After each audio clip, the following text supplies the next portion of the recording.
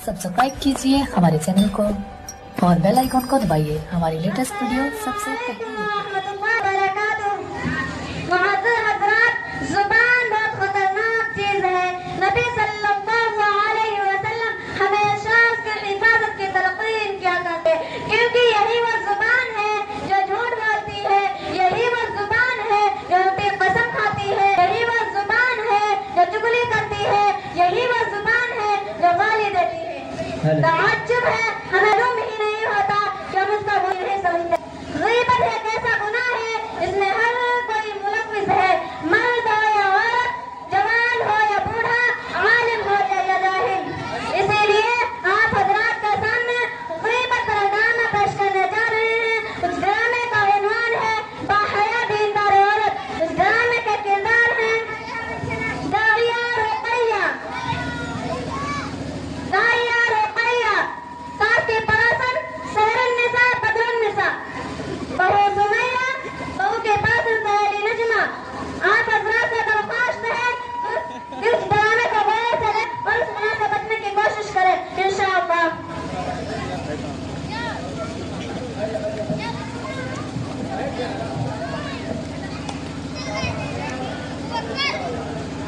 अब खाम लागत यार।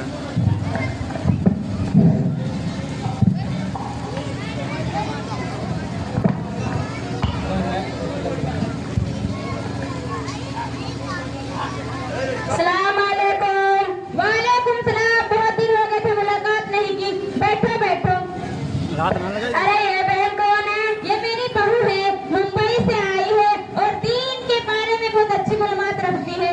अरे मैंने तो बातों बातों में खैरियत ही मालूम करना भूल गई। खैरियत से है? कहाँ की खैरियत? जी नहीं हूँ जैसे तैसे, किसी तरह वक्त गुजार कर दुनिया से जाना है। अरे आपा जान, अल्लाह मियां ने आपको क्या दम दिया है? शादा आबाद घर दिया है और बेटे की नौकरी भी अच्छी है और जान जैसी खिदमत गुजार बहू है। चाहिए मेरा मुंह न खुलाओ।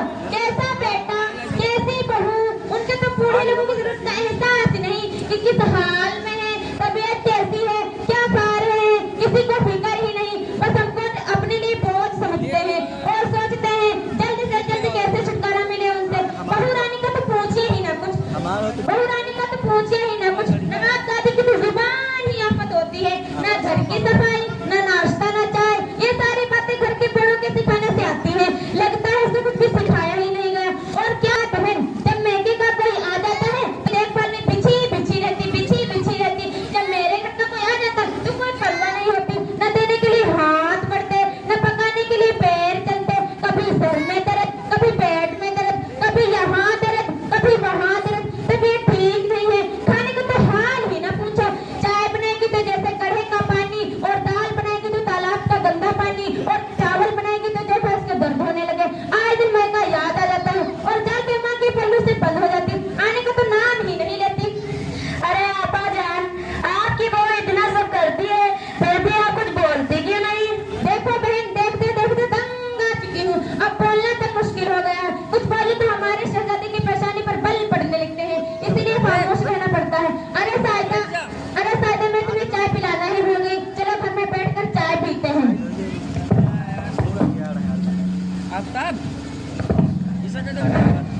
ये थी सास और सास की परासन सहेली, दिल खोल कर अपने बहू की गीबत कर रही थी। अल्लाह ही माफ फरमाए, कितनी बुरी हालत है। इसीलिए आप देखते हैं कि बहुओं के साथ में सासों की तारीफ करती हैं।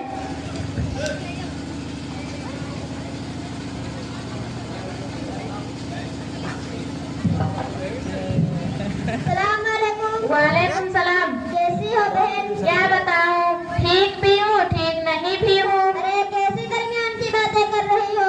क्या बताऊं, जब तक सास का साया सर पर मुसल्लत है तब तक चैन कहाँ है। सुमैया, तुम कितनी खुशकिस्मती हो, तुम्हारे सर पर सास का साया है। नजमा, क्या खुशकिस्मती की रट लगा रखी है, भला वो कैसे चैन से रह सकती है जिसकी मेरी जैसी सास हो। एक बात पूछूं? हाँ पूछो। औरतों में सबसे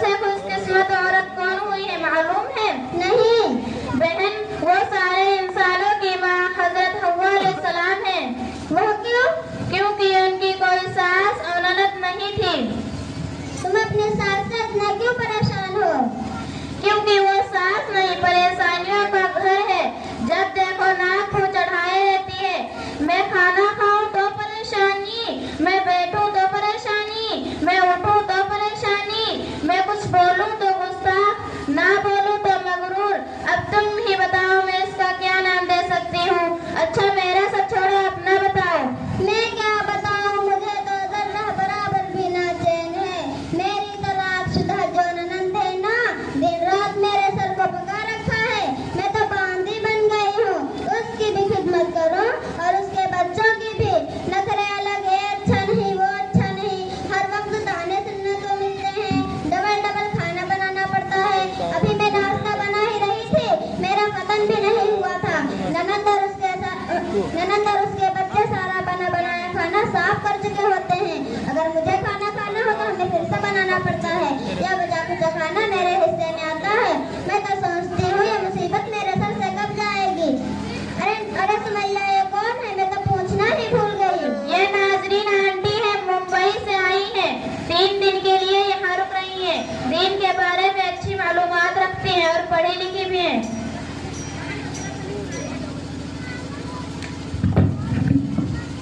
अरे रुपैया, अभी तुम दोनों के साथ बैठी हो? हाँ। आइए सासू माँ बैठिए। माफ करना आंटी, हमने ध्यान नहीं दिया। कोई बात नहीं, सुबह से घर में हूँ, एक बात देख रही हूँ, हमारी जुबान पर दूसरे की शिकवा शिकायत, उनकी गीबत बहुत ज्यादा हो गई है। जुबान के गुनाह तो हम कसरत से कर रहे हैं, अल्लाह ही हमें माफ फरमाए। और हाँ, हम औरतों की बहुत बुरी आदत हो गई है। जहाँ दो चार जमा हो गई, दूसरों का तस्करा, दूसरों की चुगली हमारी तबीयत का हिस्सा बन गई है। बस वक्त गुजारी के लिए हम गीबत करना शुरू कर देते हैं और उसके नुकसान का जरा भी अंदाजा नहीं होता। जुबान की परेशान बदरुल निसा की बातों पर मैंने गौर किया, तुम लोगों के बातों पर भी मैं गौर कर रही थी। ये सारी गुफ्तगू गीबत है। क्यों गीबत है? हम तो जो हकीकत है वो कह रही थी, कुछ गलत तो नहीं कहा। अरे बहन सुना तो सही, गीबत किसे कहते हैं? पीठ पीछे किसी की बुराई करना। अगर तुम ऐसी बात कह रही हो जो इसमें नहीं तो बुतान है, दोनों सूरतों में गुनाह लाजिम है। गीबत और बुतान बहुत बड़ा गुनाह है। गीबत के बारे में कुरान मजीद में कहा गया है, औज़ु बिल्लाहि मिनश शैतानिर रजीम, बिस्मिल्लाहिर रहमानिर रहीम, वला यग़तब बअज़ुकुम बअज़ा अयुहिब्बु अन यहदुकुम अन यअकुला लहमा अख़ीहि मैतन फकरिहतमुहु वत्तक़ुल्लाह। क्या तुम में से कोई अपने मुर्दार भाई का गोश्त खाना पसंद करोगी? क्या तुमको उससे घिन नहीं आएगी? अल्लाह से डरो। रसूलुल्लाह सल्लल्लाहु अलैहि वसल्लम ने फरमाया, लोगों के नाक के पल जुबान की बातें ही गिराएंगे। देखो ना, देखने में मामूली नजर आता है पर उसमें लज्जत बहुत है। खुदा ना करे अगर किसी को उसकी लत लग गई है तो उसकी आखिरत की बर्बादी में कोई शक नहीं। हमारी आखिरत क्यों बर्बाद होगी? इसलिए कि जब हम किसी के पीठ पीछे बुराई करेंगे तो क़यामत के दिन हमारी नेकियां उसको दे दी जाएंगी, हमारा नाम अमल लेके से खाली हो जाएगा और अगर उसका हक बाकी रहा तो उसका गुनाह हम पर लाद दिए जाएंगे। अरे मेरी प्यारी बहन, तुम्हारी गुफ्तगू सुनकर मुझे एहसास हुआ है कि मैं कितनी बड़ी गलती में मुब्तला थी और ग़ीबत की गुनाह को ज़बान का चस्का और वक्त गुजारी का जरिया समझती थी। मैं वादा करती हूँ आइंदा से कभी भी किसी के पीठ पीछे बुराई नहीं करूंगी और जुबान के सारे गुनाह छोड़ दूंगी। अरे नाज़रीन आंटी, अल्लाह आपको जज़ाए खैर दे। आपने तो आंखों पर लगी पट्टी खोल दी, हमें तो पता ही नहीं था कि ये बेगुनाह है। मैं वादा करती हूँ आइंदा से किसी की पीठ पीछे बुराई नहीं करूंगी। मुझे एहसास हुआ। अरे नाज़रीन, हमने तो बहुत से लोगों की ग़ीबत की है, पीठ पीछे बुरा भला कहा है, हम क्या करें? सबसे पहले अल्लाह से तौबा करो और उससे माफी मांगो जिसकी आपने ग़ीबत की है। सासू माँ हमें माफ कर दीजिए, हमने आपकी पीठ पीछे बहुत बुराइयां की है। आप बता। सासू माँ हमें माफ कर दीजिए, हमने आपकी पीठ पीछे बहुत बुराइयां की है। सासू माँ मुझे भी माफ कर दीजिए, हमने आपके पीठ पीछे बहुत बुराइयां की हैं। हाँ बेटा, हमें भी माफ कर दो, हमने भी बहुत तुम्हारी ग़ीबत की है। अस्सलामु अलैकुम। सब्सक्राइब कीजिए हमारे चैनल को और बेल आइकॉन को दबाइए हमारी लेटेस्ट वीडियो सबसे पहले देखने के लिए।